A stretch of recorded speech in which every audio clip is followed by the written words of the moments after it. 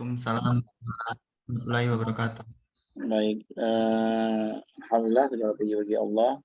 Salawat dan salam pada junjungan kita baginda Rasulullah SAW. Adik-adik sekalian, ini blok berapa ya? Blok 9 apa blok 19 nih?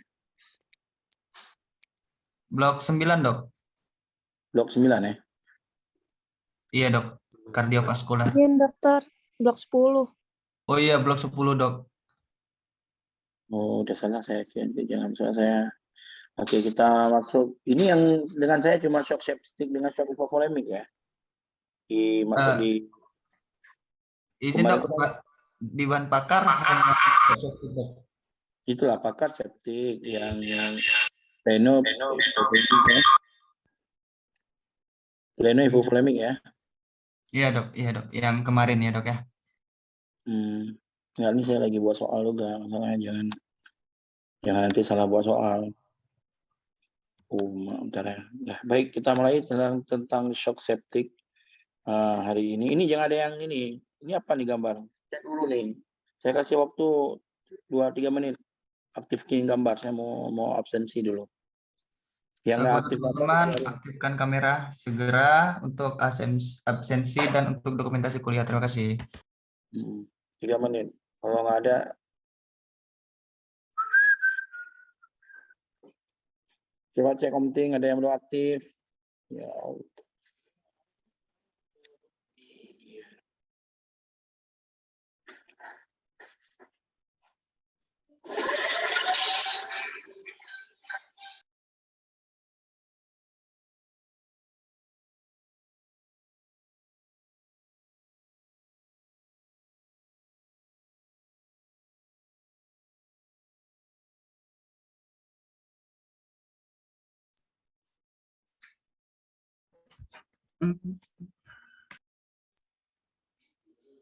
Nggak usah ada pakai background belakang.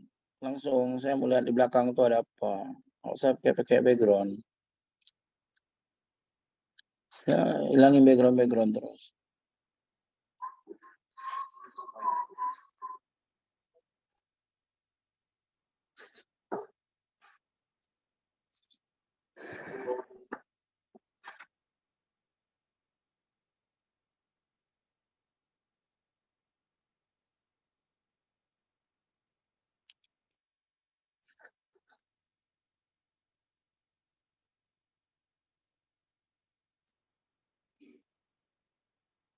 Udah?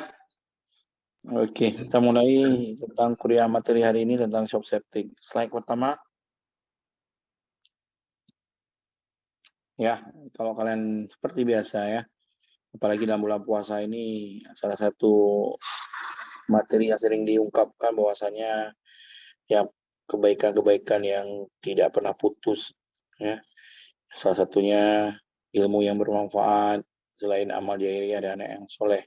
Nah, hari ini kita kasih pembekalan keilmuan tentang shock septic dengan harapan pengetahuan ini akan memberikan peningkatan intelektual buat kalian. Adik-adik sekalian, kita masuk ke slide selanjutnya tentang shock septic.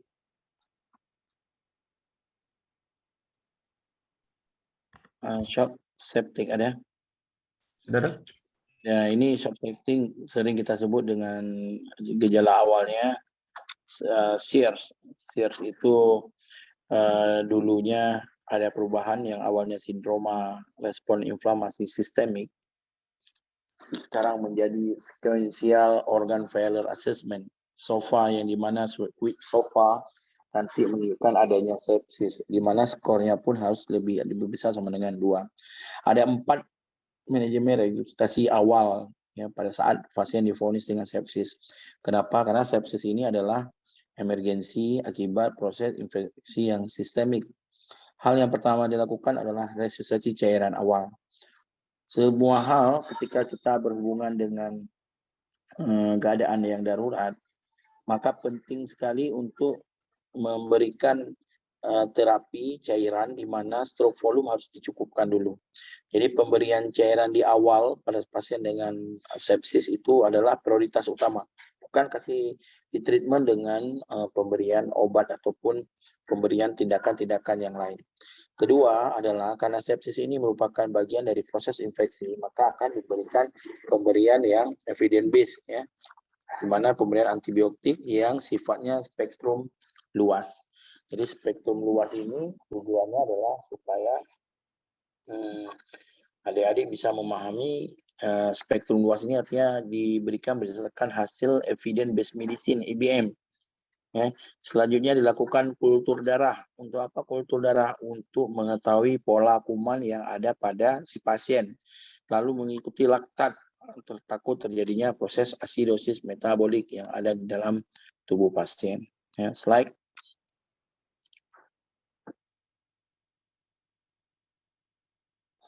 Nah, sepsis sendiri secara definisi merupakan ketidakmampuan atau sering disebut dengan disfungsi organ akibat gangguan regulasi daripada proses respon sistem imun tubuh yang disebabkan akibat proses infeksi yang terjadi. Ini kondisi yang tidak bisa dibiarkan. Apabila ini dibiarkan akan menyebabkan terjadinya kematian. Nah, shock sepsis merupakan keadaan perjalanan proses akhir dari proses sepsis itu sendiri. Jadi sepsis ini, shock sepsis merupakan abnormalitas dari proses peredaran darah dan juga dari proses metabolisme tubuh. Slide.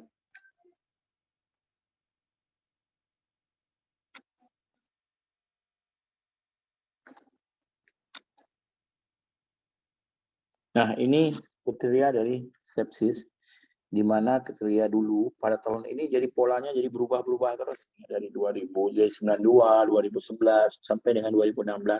Adik-adik bisa lihat dulu definisinya ada kriteria sepsis berat. Nah, sepsis dulu, sepsis itu sering dianggap sebagai respon sindrom. Sindrom itu adalah kumpulan gejala. Jadi kumpulan gejala dari proses peradangan yang sifatnya sudah menyeluruh. Jadi dikriteriakan pada waktu itu pada tahun 92 sepsis itu menjadi sepsis, ada sepsis berat, lalu ada sepsis, ada shock sepsis, ya, ada 3. Pada tahun 2012, 2011 kumpullah para ahli dunia lagi merekomendasi perubahan-perubahan yang mungkin terjadi. Nah, ternyata tidak ada perubahan pada tahun 2011. Nah, di tahun 2016 ada perubahan 2 hal yang signifikan, di mana pertama, ahli menyebutkan bahwa sepsis ini bukan hanya respon inflamasi yang biasa, tapi mereka sudah menganggap bahwa ini adalah proses infeksi yang sudah mengancam jiwa. Artinya, sepsis ini sudah dimasukkan ke kriteria emergensi. Ya, kalau di awal hanya disebutkan, oh ini sepsis. Nah, jadi kalau kita udah konsekuensi menyebutkan pasien ini dengan sepsis, maka konsekuensinya adalah proses ini proses emergensi, ya, yang harus segera ditata laksana. Dan yang kedua, kesepakatan yang dilakukan adalah dengan menghilangkan definisi sepsis berat. Tidak ada lagi sepsis berat, jadi cuma ada 2, sepsis dan shock sepsis. Shock sepsis merupakan proses sepsis yang ditambah dengan adanya gangguan sirkulasi, yang gangguan peredaran, ataupun gangguan metabolik yang sifatnya juga mengancam jiwa. Ya. Slide. Nah, patofisiologinya sepsis, patofisiologi. Pertama, ini merupakan sebuah respon di mana ada marker-marker proinflamasi ataupun marker-marker antiinflamasi. Seperti misalnya sitokin inflamasi, tumor necrosis factor alpha, ada juga interleukin 1 yang memiliki fungsi untuk mengaktifasi sistem koagulasi dengan cara dia lepaskan dulu molekul-molekul yang lain yang sifatnya seperti monosid sehingga memicu di endotelium untuk terjadinya pembentukan trombin dan terjadinya pembekuan darah fibrin.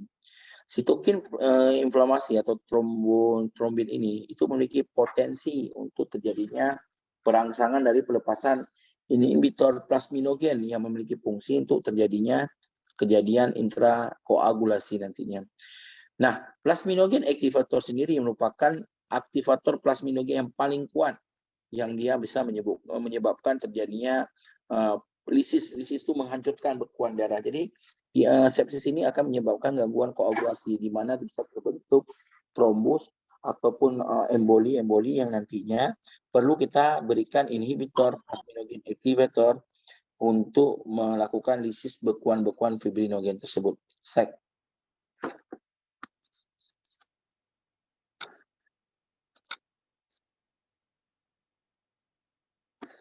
Nah, selain itu, ada hal lain selain anti PA1, kita memiliki efek lain seperti trombin prokoagulan yang memiliki keadaan di mana dia mengaktifasi dari inflamasi tersebut sehingga terjadinya activator dari inhibitor fibrinolysis thrombin activity. Ya, di mana kedua mekanisme yang kita sebutkan tadi, PE1 dan TFEI, itu memiliki mekanisme untuk pengaktifasi protein.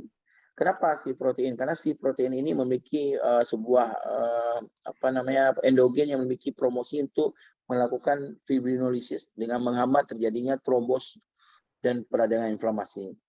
Nah, apabila terjadi penurunan trombin, ini akan menyebabkan terjadinya terhadap proses inflamasi, prokoagulasi, dan antifibrinolytik.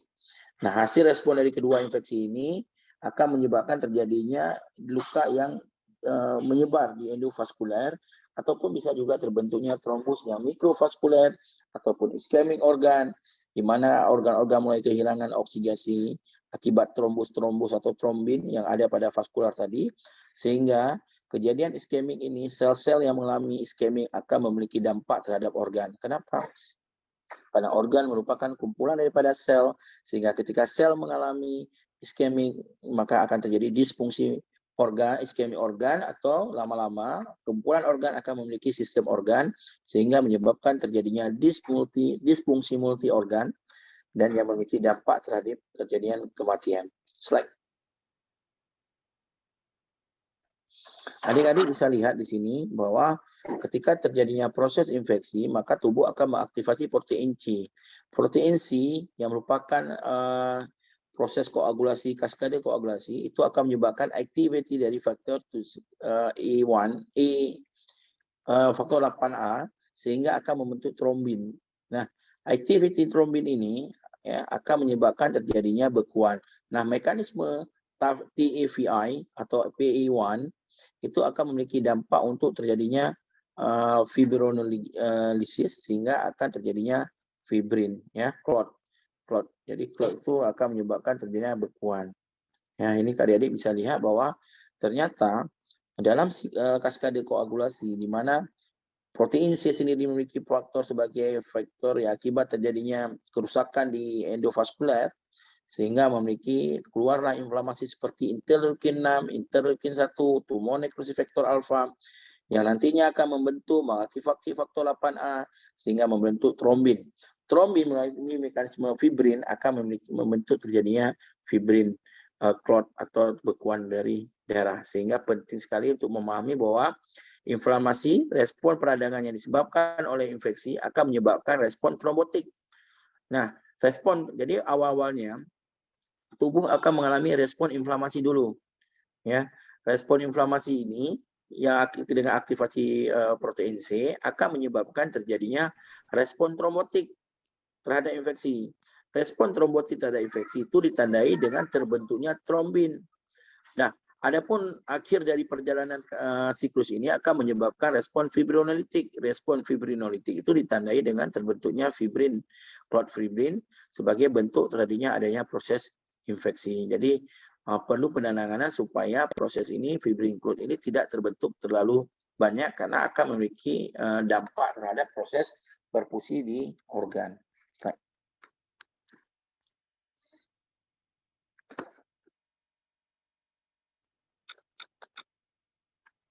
Nah, bagaimana sistem imun kita bekerja? Sistem imun kita bekerja dengan pengaktifasi dari sistem imun sendiri, di mana nanti akan keluar sel T dan sel B, ya, akibat dari makrofag, di mana sel T helper memiliki kemampuan untuk melakukan recognize terhadap makrofag, yang nanti akan menyebabkan terjadinya pembentukan sel beta dan sel T, ya, sel. Oke, nah ini tujuannya untuk apa? Untuk make antibody dan sitotoksik terhadap sel T dari kehancuran yang mungkin dapat terjadi. Slide.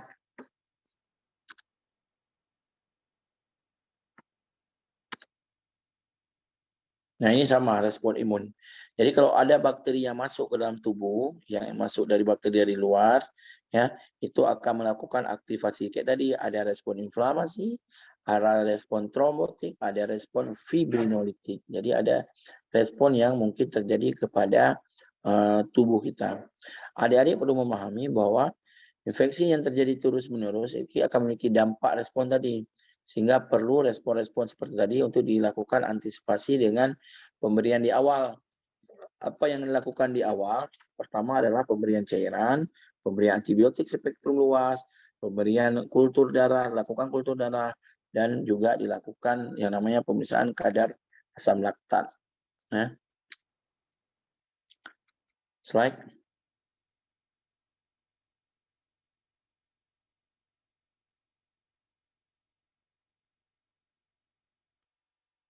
Nah, kita balik ke kriteria SIRS. Ya.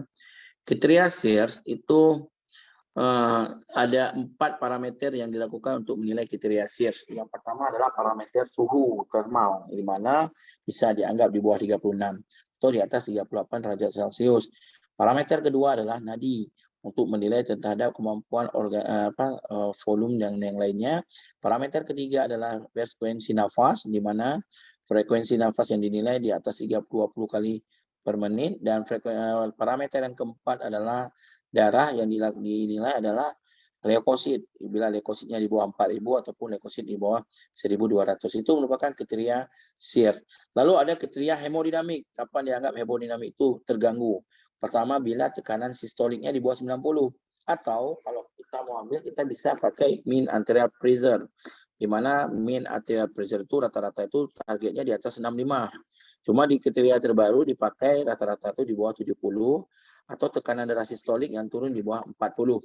Yang kedua, kita bisa menilai saturasi oksigen di vena. Saturasi oksigen di vena itu di bawah 70%. Kemudian indeks kardiak. Indeks kardiak adalah apabila dijumpai kelebihan cairan di atas 3,5 liter per menit. Kriteria ketiga yang digunakan adalah kriteria inflamasi. Jadi ada kriteria SIRS, ada kriteria hemodinamik, ada kriteria inflamasi. Ini yang perubahan. Kriteria inflamasi yang dilakukan adalah ketika kita jumpai leukositnya udah di atas 12.000. Jadi kalau tadi dianggap bahwa invasi dari bakteri ini di atas 12.000 dengan atau bisa juga jumlah leukositnya normal, tapi pada pemeriksaan mikroskopik akan dijumpai sel leukosit muda di atas 10. Ini sebagai bentuk respon inflamasi yang kita belajar di patofisiologi tadi. Nah, lalu dilakukan pemeriksaan C protein. Nah, pada pasien-pasien yang mengalami infeksi tadi akan dilakukan pemeriksaan C protein dan hasilnya akan dijumpai peningkatan nilai 2 kali daripada normal.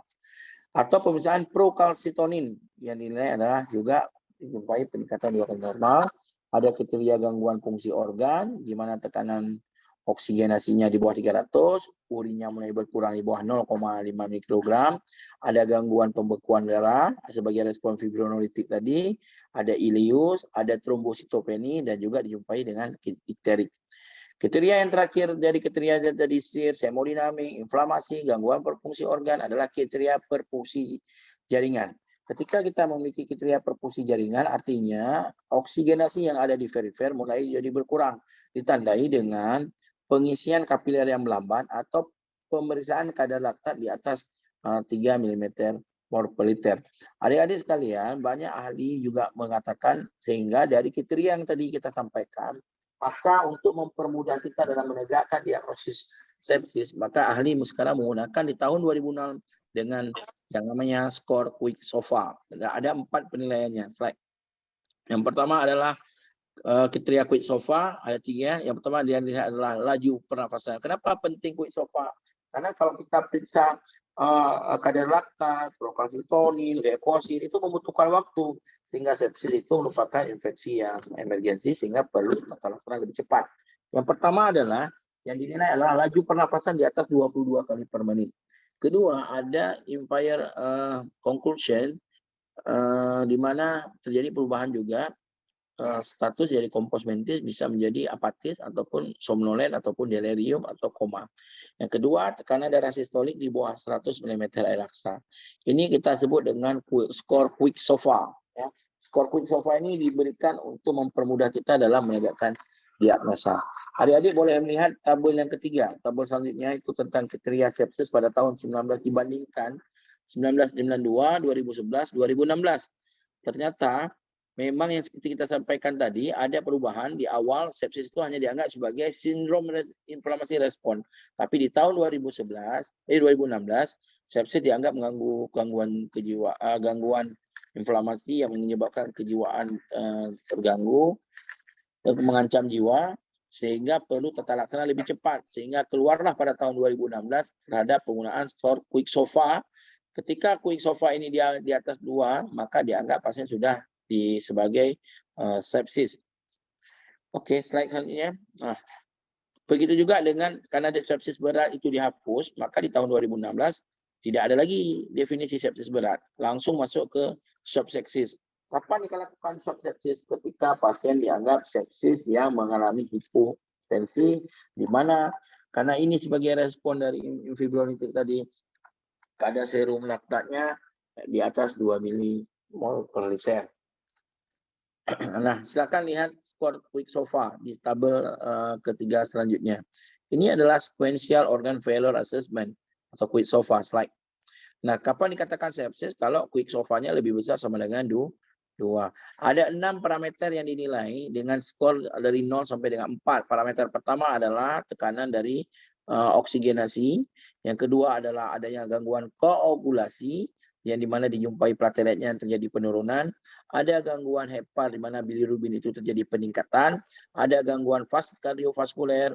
Ada gangguan dari sistem saraf, di mana TKS, kesadaran pasien, dari nilai 15 sampai nilai dengan di bawah 6. Dan gangguan fungsi ginjal, di mana gangguan fungsi ginjal yang dinilai adalah kreatinin dan urine output. Ya, urine output di bawah 0,5 menandakan bahwa ada gangguan dari fungsi ginjal yang terjadi.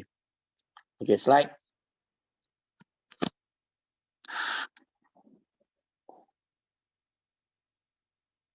Ini adalah keterbatasan dan kelebihan dari SIR dan SOFA. Ya, keterbatasannya, kriteria SIR ini nggak spesifik. Lalu orang kalau bilang SIR itu sistem.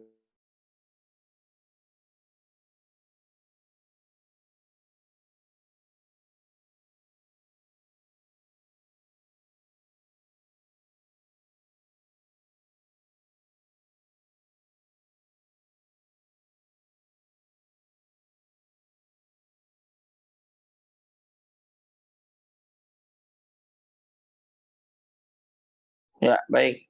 Jadi dulu orang bilang keterbatasannya karena kriteria SIR tidak spesifik. Kalau SOFA lebih menilai terhadap kegagalan organ, sehingga asesmennya lebih identik terhadap kegagalan organ.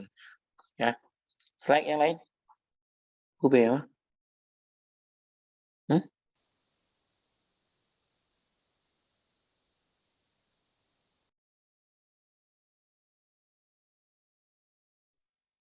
Oke, manajemen sepsis. Kita masuk 3 slide terakhir ya. Mohon fokus adik-adik sekalian, ini 3 slide terakhir. Zoom. Oh, maaf. HP saya panas pula nih. Caranya. Panas. Ini nanti saya hidupin lagi karena HP-nya tiba-tiba panas nih, atau kenapa. Baik, dokter. Dan Zoom-nya mau dimatiin nih karena panas lihatnya.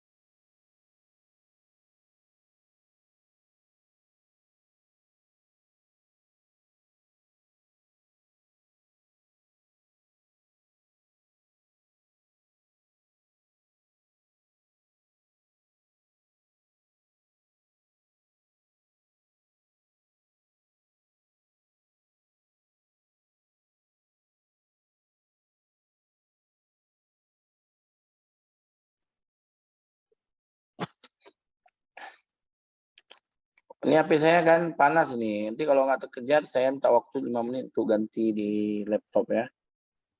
Boleh, dokter. Nggak mau nih, laptop pun lagi bermasalah juga nih. Makanya tadi habis waktu. Ini katanya 20 detik dibandingin sama Zoom. Izin dok, mungkin karena mengaktifkan kamera sehingga perangkatnya panas dok.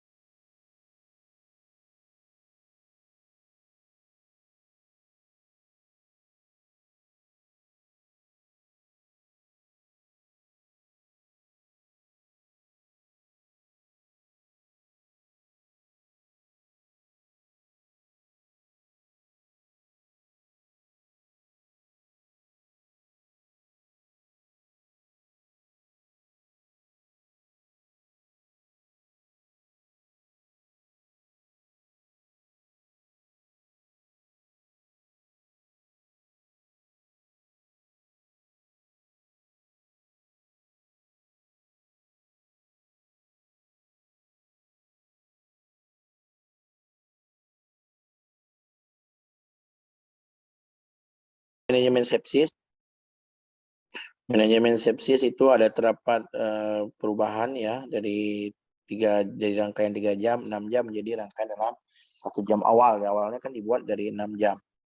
Nah, yang kedua ada pengumpulan data itu harus dilakukan segera pada kondisi 2 sampai 4 jam. Jadi ada manajemen di mana pada saat dilakukan dikeluarkan kriteria QIC SOFA tadi 2, maka dalam jam pertama yang dilakukan adalah resusitasi cairan.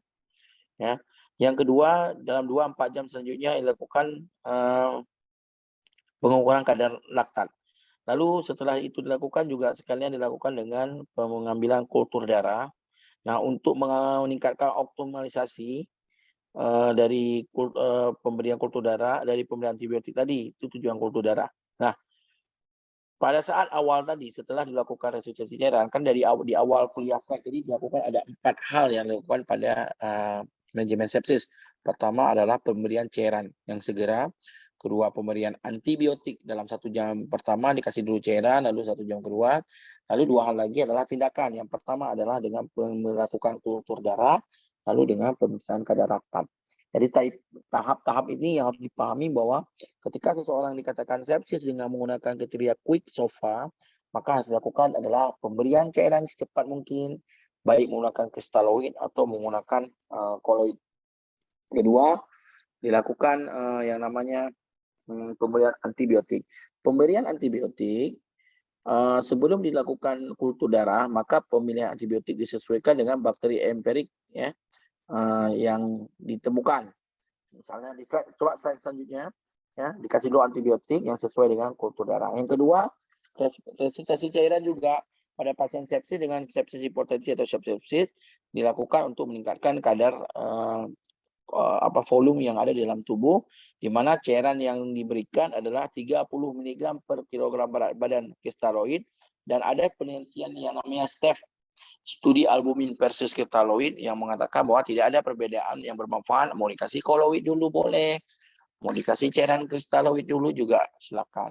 Ternyata kalau dibandingkan dengan angka mortality, pemberian kristaloid baik koloid maupun kristaloid akan memiliki dampak yang sama. Ya, itu dinilai dari segi mortality kematian.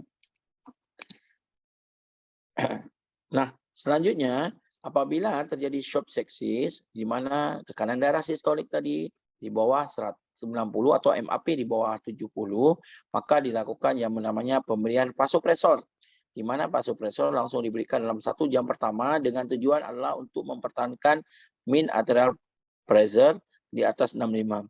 Yang kedua diberikan norepinephrine, di mana norepinephrine ini adalah vasopresor yang dimaksud ini adalah norepinephrine sebagai pilihan pertama terhadap peningkatan mean arterial pressure. Apabila tidak ada norepinephrine, maka boleh diberikan epinephrine untuk mencapai target dari mean arterial pressure tadi di atas 65. Nah, sebagai alternatif dari vasopresor boleh dipakai yaitu dopamin. Nah, dopamin ini juga dipakai hanya untuk pada kasus-kasus pasien tertentu. Slide.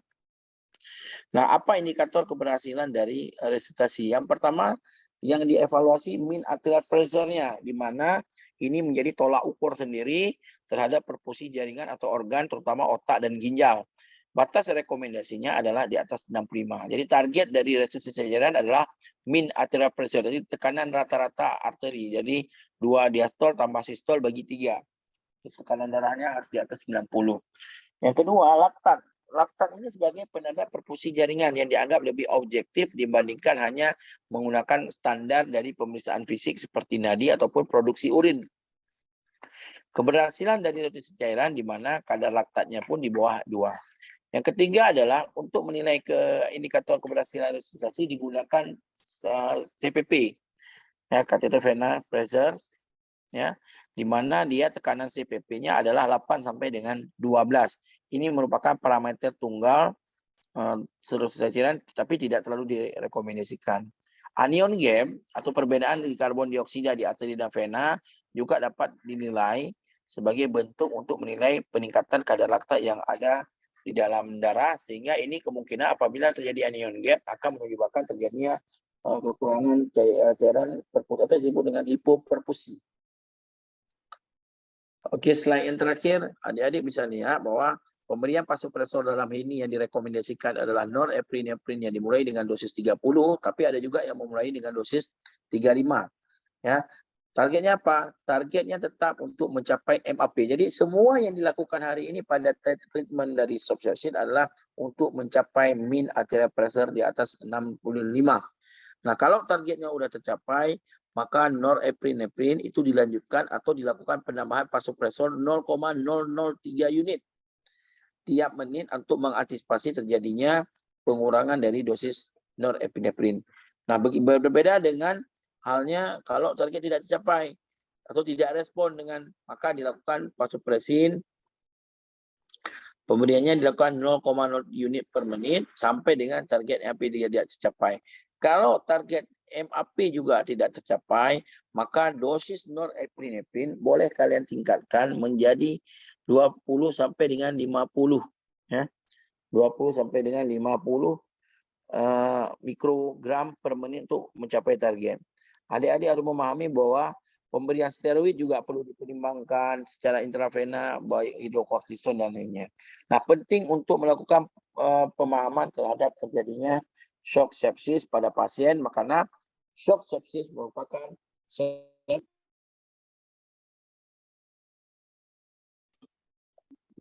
bukan bahwa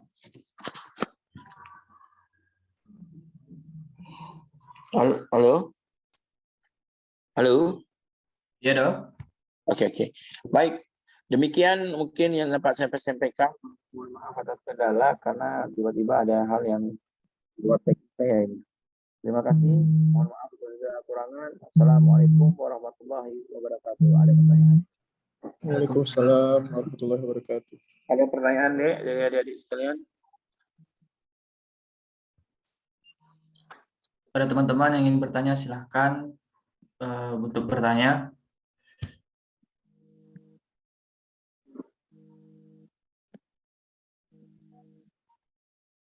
Ada yang mau tanya nih?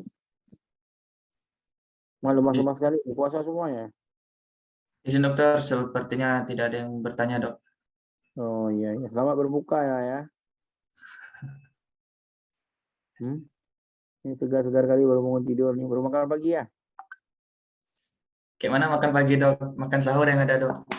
Oh, alhamdulillah. Ini darah banyak dimakan. Gemuk-gemuk ini darah Wahyu ini dah gemuk gak nih. Siapa lagi yang dah gemuk nih? Saya lihat dulu nih. Oh ya, Cik Fitria juga ada mulai gemuk kan? Oh subhanallah, Cik Fitria nggak pulang-pulang dia tarawih. Ya, subhanallah ya. Fadli Husni. Apa ada makanan? Lagi makan? Enggak dok, lagi puasa nih. Alhamdulillah. Sehat Om Fadli? Iya dok, kenapa dok? Sehat. Alhamdulillah sehat dok. Ya. Alhamdulillah lah. Bagus lah ya. Aman lah ya. Udah berapa lama tuh? Ya dok. Udah berapa lama? Apanya ada berapa lama dok? Udah berapa lama rambut kamu panjang kayak gitu? Oh ini udah baru saya potong kemarin dok, waktu 2 minggu yang lalu. Berarti baru 2 minggu lah kamu ganteng ya. Baru 2 minggu dok. Alhamdulillah. Ganteng juga akhirnya kamu ya. Alhamdulillah. Akhirnya. Muhammad gimana? Kapan tes Brimob? Muhammad Ridha Burhan kapan tes Brimob? Wajah dah ada, tampang dah bisa tuh. Enggak tes Brimob saya dok. Oh, habis jadi dokter nanti tes Brimob ya, Dokmil ya. Insya Allah. Ada apa?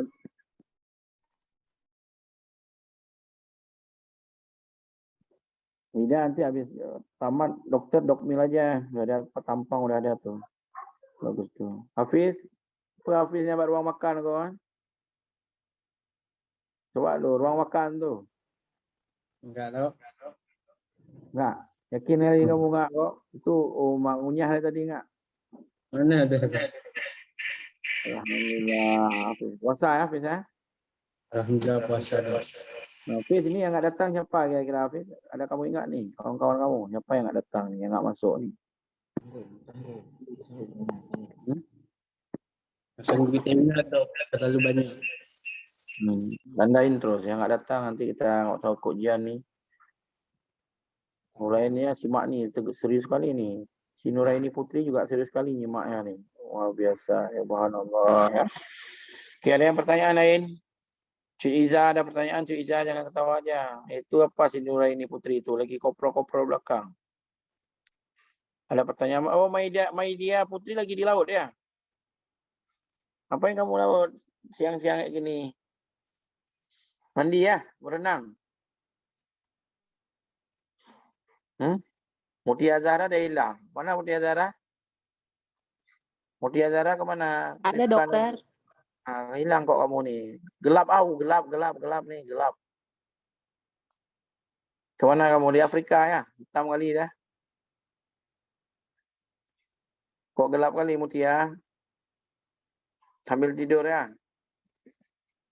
Sambil tidur dengerin ceramah saya ya? Ya Enggak Hafiz? dokter, nggak tidur. Oh, nggak tidur kok gelap kali kayak gitu. Anissa, kenapa cuma matanya aja nampak? sebelah kiri bengkak, dipukul orang. Ya gitulah. Jarang banyak kali tas belakang kok tuh. Tas siapa tuh? Harus tegur semua nih. Banyak kali tas nih. Shopping Saya aja. dokter. Ujian dah terbakar nih. Banyak shopping. Hah? Kapan ujian nih? Untuk ujian belum ada kabar pasti dari asesmen, Dok. Ya, ujian kehidupan aja lah hari ini. Puasa. Kalau ujian blok kardiologi nanti aja.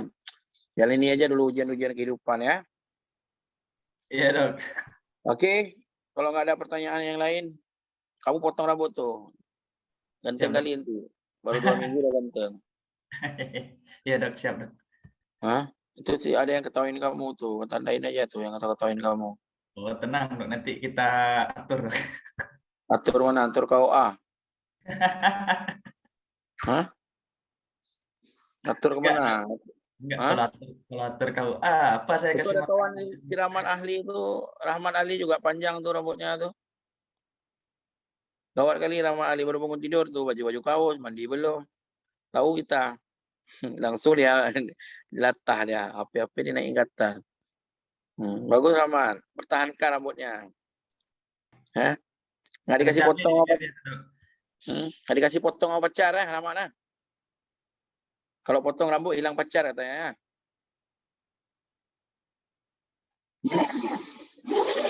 Oke lah ya. Kalau nggak ada lagi yang mau ditanyakan, saya doakan ibadahnya hari ini diterima oleh Allah Subhanahu Wa Taala. Ujian pun jangan lupa belajar. Semoga kalian bisa lulus semua. Amin. Ya. Dan pastikan semua hal yang kalian lakukan hari ini, kebaikan-kebaikan kalian dengan belajar kan kebaikan tuh. Upaya-upaya yang kalian lakukan hari ini itu akan apa nama istilah kita sekarang, kalau ada upaya-upaya kebaikan yang kalian lakukan, berbuat baik, pastikan itu akan melampaui usia-usia kalian. Demikian, terima kasih. Assalamualaikum warahmatullahi wabarakatuh. Waalaikumsalam. Waalaikumsalam warahmatullahi wabarakatuh. Wabarakatuh. Terima kasih, Dok.